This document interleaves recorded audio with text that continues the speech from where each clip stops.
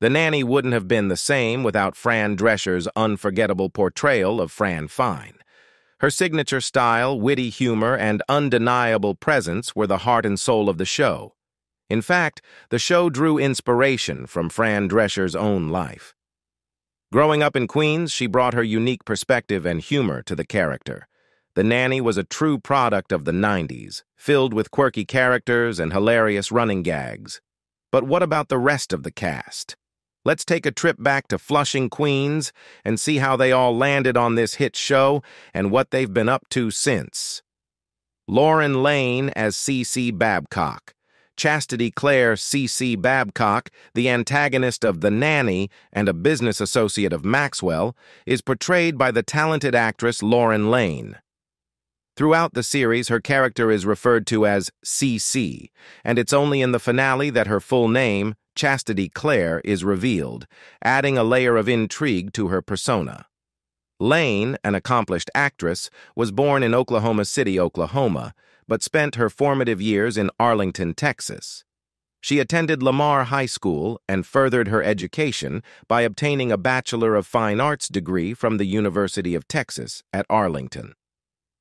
Lane's dedication to her craft led her to pursue a master's degree in the Advanced Training Program at the prestigious American Conservatory Theater in San Francisco. In 2013, Lane added teaching to her repertoire, briefly instructing at Carnegie Mellon University. She continues to share her knowledge as a faculty member in the Department of Theater and Dance at Texas State University in San Marcos. Lane's personal life includes a marriage to businessman David Wilkins, with whom she has a daughter named Kate. Lane's acting career took off with her debut in the 1984 film Interface. She went on to establish herself in both television and film, appearing in productions such as Positive ID, Nervous Tics, Hunter, and L.A. Law, before landing the role of CeCe Babcock in The Nanny in 1993. Lane's portrayal of CeCe Babcock captivated audiences, and she remained with the show until its conclusion in 1999. During her time on The Nanny, Lane also made an appearance on The Daily Show in August 1997, showcasing her versatility. In 2000, Lane lent her voice to the character Ivana Bayul in the film Gen 13. She joined the rest of the Nanny cast for a heartwarming reunion in December 2004, gathering for the Lifetime special The Nanny Reunion, a nosh to remember. Lane remains active in the theater world, performing in various productions at the Zachary Scott Theater in Austin, Texas, since 2000. In 2010, she appeared as a guest on The Fran Drescher Show, reconnecting with her comedic roots. In 2015, she returned to the stage for a one-off performance of A.R. Gurney's Love Letters opposite her Nanny co-star Daniel Davis, with proceeds benefiting the Texas State BFA acting program. Charles Shaughnessy as Maxwell Sheffield, Maxwell Beverly. Max Sheffield, played by the talented British actor and peer Charles Shaughnessy, is the male lead and patriarch of this beloved family. Maxwell is a successful Broadway theatrical producer, always striving to step out of the shadow of his rival, Andrew Lloyd Webber. His background includes an elite education at Eton College, where he held the prestigious position of House President and rubbed shoulders with the likes of Jeremy Irons. In the TV movie A Kiss So Deadly, Shaughnessy reunited with his Days of Our Lives co-star Charlotte Ross, who portrayed Shane's daughter, Eve Donovan. In the film, Ross played the roommate of Shaughnessy's daughter, Dee Dee Pfeiffer. The plot takes a twist as Shaughnessy's married character develops an obsessive relationship with Ross's character, reminiscent of Lolita. As the story unfolds, his daughter uncovers the truth when Ross's character attempts to end the relationship and is murdered by Shaughnessy's character. Shaughnessy's career milestones include his portrayal of Henry Higgins in My Fair Lady at the North Shore Music Theater in Beverly, Massachusetts in June 2011, and his return to the theater to play Georges in La Cage aux Folles in fall 2013. He also made a notable guest appearance on the first season finale of Fran Drescher's TV Land sitcom, Happily Divorced, which aired on August 17, 2011. Fans were delighted when Shaughnessy reprised his role as Shane Donovan on Days of Our Lives for a limited run in May 2012. This storyline explored Shane's return to the ISA and his interactions with Hope, Bo Brady, and Stefano DiMera. Notably, his co-star Patsy Pease was absent from this story arc as Shane's wife Kimberly, and Charlotte Ross, who played Shane's daughter Eve, was also not part of this storyline. Shaughnessy returned again in November 2013 for a 3-episode arc addressing Shane and Kimberly's struggles with their daughter's drug addiction. In January 2014, Shaughnessy took on the lead role in the play Harvey at the New Theater in Overland Park, Kansas, stepping in for Judge Reinhold, who had originally been slated for the part. The versatile actor showcased his comedic skills in August 2014 with a guest appearance on the Disney Channel show Dog with a Blog, portraying business tycoon Tom Fairbanks, who wanted to adopt Stan, the titular dog, as the face of his animal rescue campaign. Nicole Tom as Maggie Sheffield. The eldest child of Maxwell Sheffield, Margaret Maggie Brolin, is brought to life by the talented Nicole Tom. In Fran Drescher's revealing book, Enter Whining, she shares that Maggie's character was a late addition to the show, conceived when a network executive suggested a shy teenager would be a hilarious contrast to the bold and flamboyant Fran. Nicole Tom's early acting credits include a magical appearance in Jim Henson's Mother Goose stories.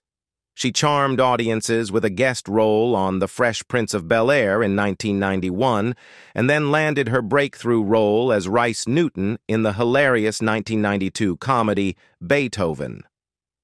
Her performance garnered a Young Artist Award nomination, showcasing her talent.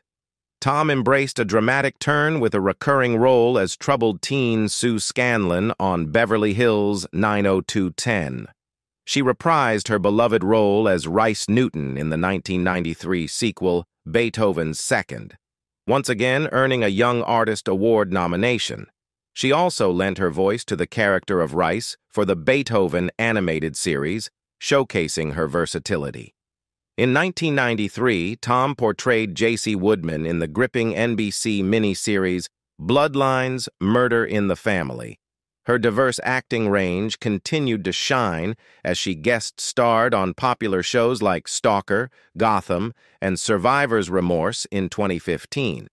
She took on the role of Heather Pearson in the 2016 thriller I Didn't Kill My Sister, also known as Murder Unresolved, showcasing her ability to navigate intense storylines. The Hallmark Channel welcomed Tom in 2017 with her appearance in the heartwarming film Do I Say I Do, alternatively titled Before You Say I Do. She continued to showcase her comedic timing in the hilarious F the Prom and the festive Rent an Elf in 2018. Tom kept audiences on the edge of their seats with her performance in the 2021 thriller Yikes Unknown. In 2022, Tom participated in the 7th celebrity edition of Worst Cooks in America, titled That's So 90s, showcasing her culinary skills, or lack thereof. She portrayed Vicky White in the true crime film Prisoner of Love, once again proving her versatility. Daniel Davis as Niles. Niles, the ever-so-proper butler and chauffeur of the esteemed Sheffield family, is brought to life by the talented Daniel Davis. A man of British descent, Niles is the epitome of loyalty, dedication, and protectiveness when it comes to the Sheffield household, especially towards his dear friend, Fran. However, beneath his stoic exterior lies a cunning manipulator with a knack for deadpan sarcasm, often leaving others amused or insulted by his witty remarks. Daniel Davis first rose to prominence in the world of daytime television, captivating audiences as Elliot Carrington, the presumed dead husband of Iris Corey, played by the legendary Beverly McKinsey, in the soap opera Texas, a spin-off of Another World, from 1980 to 1981. He continued to showcase his versatility, appearing as a renegade soldier in the 1985 episode The Doctor Is Out of the beloved series The A-Team. Davis's career flourished as he took on a variety of roles, including a guest appearance on Frasier in 2002, where he played Dr. Schaefer. He even showcased his lip-sync skills on the Idol Gives Back episode of American Idol in 2007, joining a group of celebrities grooving to the Bee Gees' Stayin' Alive. The actor also made a brief appearance in Christopher Nolan's film The Prestige in 2006. Davis continued to grace our screens with guest appearances on shows like Ugly Betty in 2008 and The Fran Drescher Show in 2010. His voice found a new medium in 2012 when he narrated the audiobook for the Star Wars novel Star Wars Darth Plagueis. Fans were thrilled to see him reprise his role as Professor Moriarty in the final season of Star Trek Picard. Davis's talent extended beyond the screen, taking on classical roles such as Prospero in The Tempest at Hartford Stage in 2012. In 2015, he showcased his support for the Texas State BFA acting program by starring in a one-off performance of A.R. Gurney's Love Letters opposite Lauren Lane. The following year, he returned to Broadway, playing Selsdon Mowbray in the Roundabout Theater revival of Noises Off at the American Airlines Theater. Benjamin Salisbury as Brighton Sheffield. The mischievous and sensitive Brighton Millhouse Sheffield, the second oldest child and son of Maxwell Sheffield, is portrayed by the charismatic Benjamin Salisbury.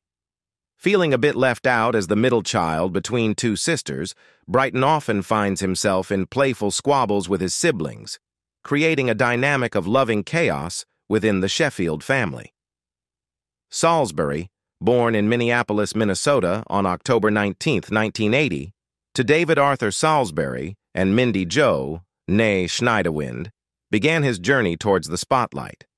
He completed his high school education at Wayzata High School in Plymouth, Minnesota, and subsequently enrolled at American University in Washington, D.C. in 1998. Beyond his acting prowess, Salisbury is also an accomplished dancer, often treating the studio audience of The Nanny to improvisational routines between takes. Demonstrating his versatility, he portrayed Martin Short's son in the 1992 film Captain Ron and appeared as a sports announcer in D3 The Mighty Ducks, 1996. Benjamin's voice acting skills shone in The Oz Kids, 1996, where he voiced the character of Tin Boy. Salisbury also showcased his intellect on Jeopardy, competing in a teen celebrity Jeopardy episode against Kirsten Dunst and Joseph Gordon-Levitt. In a close match, Salisbury emerged victorious, winning $1 for himself and $15,000 for his chosen charity. The actor remained connected to his Nanny roots, reuniting with the cast in 2004 for The Nanny Reunion, A Nosh to Remember, a nostalgic trip down memory lane. The following year, he made a guest appearance on the series Numthurs, playing a train expert in the episode Sabotage. In 2006, Salisbury added commercial success to his resume, appearing in Domino's pizza commercials, promoting their then-new mini brownies, Fudge Ums. Fast forward to 2017, and Salisbury had transitioned behind the scenes, taking on the role of Director of Operations at Universal Studios Hollywood. On a personal note, Salisbury married Kelly Murkey in 2006, and they had 3 children together. However, as announced in 2013, the couple divorced. Renee Taylor as Sylvia Fine. Fran Fine's mom, Sylvia Fine, née Rosenberg, is played by actress Renee Taylor, though Fran Drescher took over the role in flashbacks for the earlier seasons. Sylvia and her husband Morty have 2 daughters, Fran and Nadine. Before becoming a sitcom star, Taylor honed her skills in improv groups during the 1950s. In the early 1960s, she launched her comedy career at a famous New York City nightclub, Bonsoir. Interestingly, she even shared the stage with a then-unknown Barbra Streisand as her opening act. Her big break came in 1967 when she landed a role as an actress portraying Eva Braun in Mel Brooks's movie The Producers.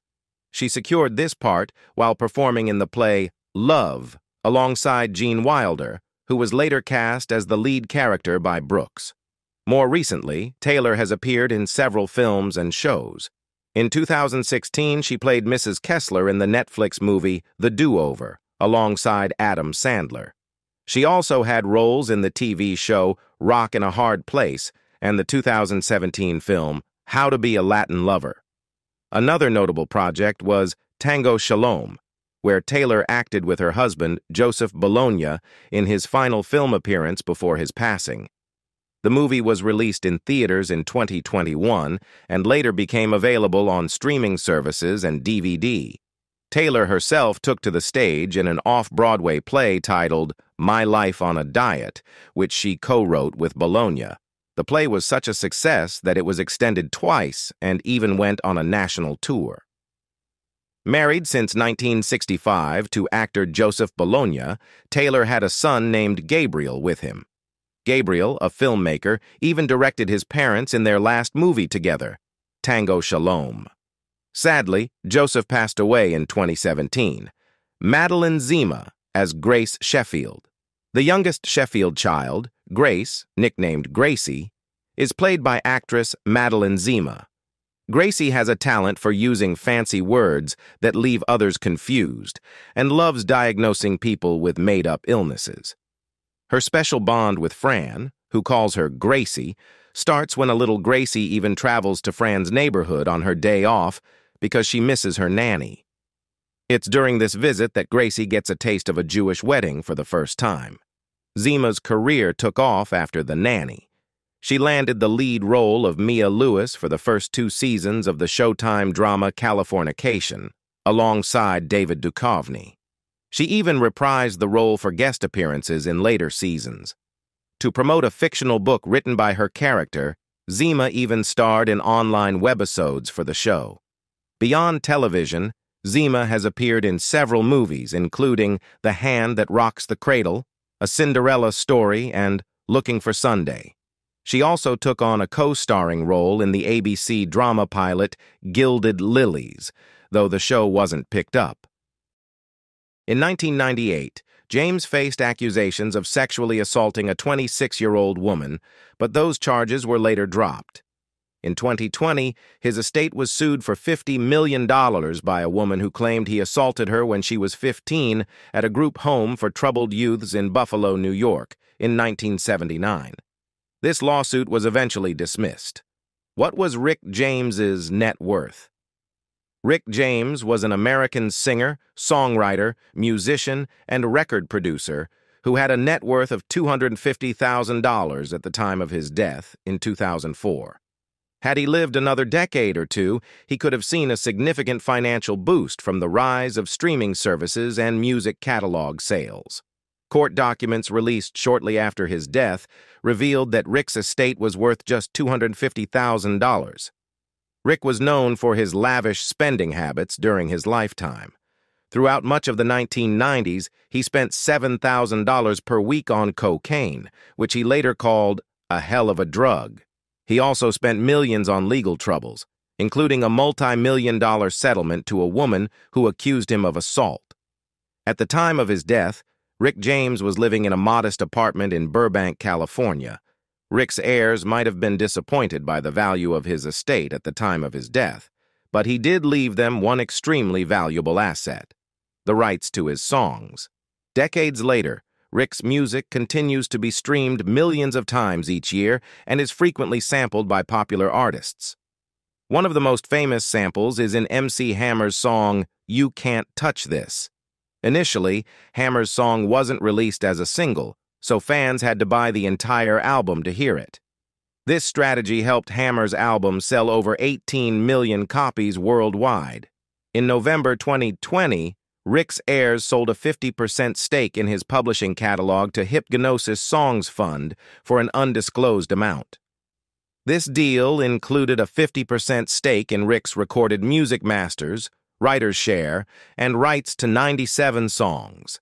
Comparable catalog sales from that period sold for well over $100 million, so it's likely that Rick's catalog was valued in that range. His death. Though Rick James spent several years out of the spotlight, he made a surprising comeback in 2004, thanks to an appearance on Chappelle's show. This hilarious portrayal of his wild antics introduced him to a new generation of fans, who were excited to see him perform again at various award shows. Sadly, later that year, Rick James passed away. On August 6, 2004, he was found unresponsive in his Los Angeles home. His personal physician cited an existing medical condition as the cause of death, while his family attributed it to natural causes. Fans were left waiting for more details about the legendary singer's final moments, mourning the loss of a music icon. "Today the world mourns a musician and performer of the funkiest kind," said Recording Academy President Neil Portnow shortly after James's death. Grammy winner Rick James was a singer, songwriter, and producer whose performances were always as dynamic as his personality. The super freak of funk will be missed. On September 16th, the Los Angeles County coroner revealed that Rick James had died of a heart attack and had 9 different drugs in his system at the time, including meth and cocaine, along with Xanax, Valium, Wellbutrin, Celexa, Vicodin, digoxin, and chlorpheniramine. Funeral ceremony.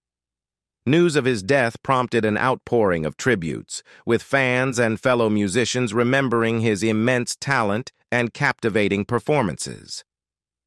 Just 2 months prior, James had accepted a Lifetime Achievement Award at the Rhythm and Soul Awards. His acceptance speech, laced with self-deprecating humor, offered a glimpse into his past struggles. "Years ago, I would have used this for something totally different," he quipped, holding up the award statuette. "Cocaine is a hell of a drug." These words resonated with many, a reminder of the singer's well-publicized battles with addiction. Although James maintained he had overcome his dependence on drugs, toxicology results revealed the presence of various medications and substances in his system at the time of his death. This fueled speculation and raised questions about his recovery journey. The Los Angeles County coroner conducted a thorough investigation, ultimately classifying James's death as an accident. A heart attack was determined as the primary cause. While the presence of medications and other substances was confirmed, none were directly linked to his passing. A public memorial held at Forest Lawn Cemetery in Los Angeles provided a platform for fans and loved ones to pay their respects. The service drew a large crowd, estimated at around 1,200 people. James's daughter Ty spoke at the service, highlighting the outpouring of support in the wake of his passing. "This is his moment of glory," she said. "He would have loved to have known he had this much support." Gray's monologues were known for their unique style. Instead of simply telling stories in order, he used his memories in an artistic way, creating a kind of poetic journalism. Sadly, Gray went missing in January 2004. His case was even featured on the TV show America's Most Wanted. A few months later, his body was found in the East River, leading authorities to believe he jumped from the Staten Island ferry. This was not his first attempt at suicide, as he had also tried in 2002. Lainie Kazan as Aunt Frida. Lainie Kazan, who played the memorable Aunt Frida on Fran Drescher's sitcom The Nanny, has had a long and successful career on stage and screen. Her professional journey began on Broadway in 1961 with a role in the musical The Happiest Girl in the World. The following year, she appeared in another musical and even filled in for the iconic Barbra Streisand as the lead in Funny Girl, for a day when Streisand couldn't perform due to a throat issue. This early understudy role foreshadowed a lifelong dedication to her craft. A respected member of the Actors Studio, Kazan later returned to Broadway to reprise a film role in the musical adaptation of My Favorite Year, which earned her a Tony Award nomination. She's also tackled roles in productions like The Vagina Monologues. Beyond Broadway, Kazan has graced the stage in regional productions of shows like A Little Night Music and Fiddler on the Roof. Television viewers might recognize her from her guest appearances on shows like Fairy Tale Theater and Ugly Betty. In 2010, she joined the cast of Desperate Housewives for a season. Kazan has also shared her passion for acting with the next generation, becoming an adjunct professor at UCLA in 2012. She teaches acting classes and directs student productions. In addition to acting and teaching, Kazan has been actively involved in various organizations, including those that support young musicians, fight against AIDS, and promote Jewish heritage. Unfortunately, Kazan has also faced challenges. In 2016, she was injured in a car accident and required hospitalization. The following year, she was arrested for shoplifting, though the case was ultimately resolved through a plea deal. Ray Charles as Sammy. Ray Charles, the musician who played Sammy on the show, had a long and interesting career. In 1947, he moved to Tampa and juggled two jobs, one of which was playing piano for a group called the Honey Dippers. Early in his career, Ray looked up to musician Nat King Cole and even modeled his style after him. His very first recordings, including songs like Wondering and Wondering and Why Did You Go, are believed to have been made in Tampa, although there's some debate about the exact location and year, possibly Miami in 1951 or Los Angeles in 1952. In 1983, Ray signed a deal with Columbia Records. This led to a series of country albums and hit songs performed with other singers like George Jones, Willie Nelson, and B.J. Thomas. He even collaborated with jazz singer Dee Dee Bridgewater and country music legend Chet Atkins. Ray also showed his appreciation for other musicians. In 2003, he presented Van Morrison with an award at the Songwriters Hall of Fame and even joined him for a performance of Morrison's song Crazy Love. That same year, Ray performed Georgia on My Mind and America the Beautiful at a special event for journalists in Washington, D.C. His last public appearance was in April 2004 at the dedication of his music studio as a historical landmark. Sadly, despite having successful hip replacement surgery in 2003 and planning a return to touring, Ray's health took a turn for the worse. He passed away in June 2004 at his home in Beverly Hills, California, at the age of 73 from complications related to liver failure. Andrew Levitas as Michael. The actor who played Michael, Andrew Levitas, is a multi-talented artist from New York City. He attended prestigious private schools in Manhattan before going on to study at New York University's Gallatin School of Individualized Study, graduating in 2000. He is Jewish. Nicknamed the Midas Touch by the New York Times for his success across various creative fields, Levitas has been a major figure in the New York and European art scene for over 20 years. One of his notable projects is the Metalwork experiment from 2004, which involved creating photographic sculptures using a unique process. Levitas has also found acclaim as a filmmaker. He wrote and directed the 2020 movie Minamata, a powerful story about photojournalist W. Eugene Smith, played by Johnny Depp, who documented the devastating environmental disaster in the Japanese town of Minamata. The year 2010 marked another milestone for Davis, as she starred in ITV's 6-episode comedy drama Married Single Other. She also made a guest appearance in The Mentalist, alongside her then-husband Owain Yeoman, adding a unique layer to the show. Additionally, she demonstrated her versatility by taking on the role of a supervillain in the John Landis-produced thriller Some Guy Who Kills People. Davis's captivating voice graced the animated realm in 2012 as she lent her talents to a guest voice role in the beloved series Family Guy, specifically in the episode Be Careful What You Fish For. Her acting prowess continued to shine in 2013 with an appearance in the BBC series Death in Paradise, specifically in Series 2, Episode 8. Demonstrating her dedication to the performing arts, Davis became a patron for the esteemed performing arts group Theater Train in 2012, supporting and inspiring aspiring artists, Emilia Fox as Georgiana Darcy. Georgiana Darcy, the beloved sister of Fitzwilliam Darcy in Pride and Prejudice, boasts a multitude of familial connections. As the novel unfolds, she stands as the youthful sister of Darcy, daughter of the esteemed Lady Anne and the late Mr. Darcy, and a niece blessed with aristocratic ties to both Lady Catherine de Bourgh and an earl. With a web of cousins that includes Anne de Bourgh and Colonel Fitzwilliam, her lineage is undoubtedly impressive, and as fate would have it, she gains Elizabeth Bennet as a sister-in-law by the novel's conclusion.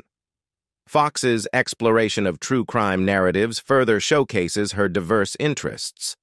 In 2019, she co-presented the BBC documentary Jack the Ripper, The Case Reopened, alongside criminologist David Wilson, delving into the mind of a notorious killer.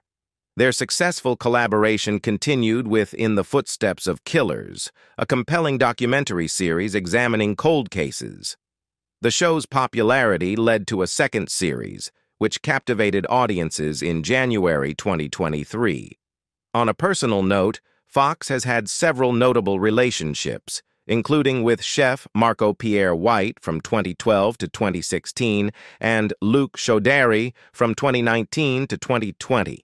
Currently, she is happily partnered with TV producer Jonathan Stadlin. Understanding the challenges of addiction, Fox lends her support as a patron of Drug Fam, a charity dedicated to aiding those struggling with drug, alcohol, and gambling addiction. Jennifer Ayala as Elizabeth Bennet. Elizabeth Bennet, the captivating protagonist of Jane Austen's timeless novel Pride and Prejudice, hails from a gentlewoman's background. Residing with her family at her father's estate, Longbourn, Elizabeth is the second of 5 daughters, each unique in their own right. Beloved by her family, she is affectionately known as Lizzie, while her neighbors and friends often refer to her as Eliza. However, the narrative